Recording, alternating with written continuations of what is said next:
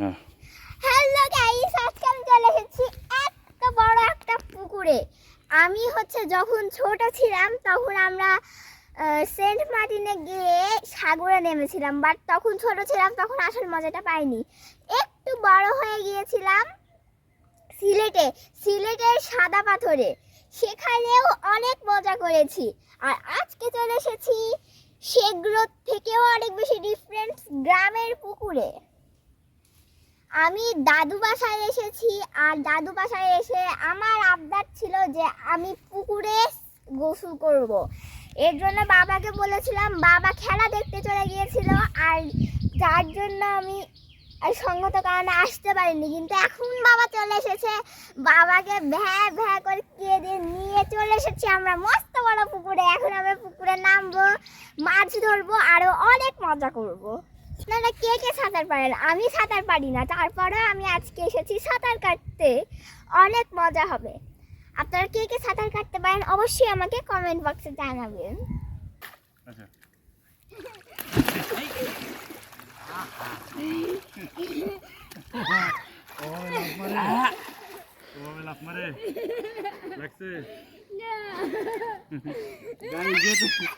Guys যে জোরে মারিছে লাভ রে গাইস।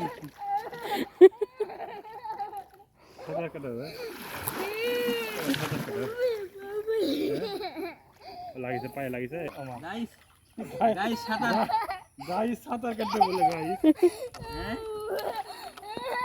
দেখো কতখানি পানি দেখো আমি ধরছি দেখো না ফেলে দিও না। ফেলে দিবে কেন? এই পাগল মেয়ে, ফেলে দিবে কেন? গাইস যে সাঁতার দিল হাত এই যে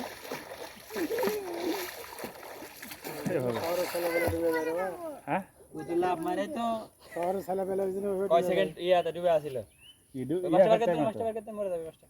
ওই এই সাদা পানি মাটি অনেক দূরে আছে, না না আমি এই জন্য ভয় পাচ্ছি। না ভয় কেন পাবে তুমি? আমরা আমি আছি না, ভয়ের কোনো কারণ নেই। তুমি এবার ডুব দাও। না ডুব দিব না। ডুব দাও, শিখতে হবে না গাইস।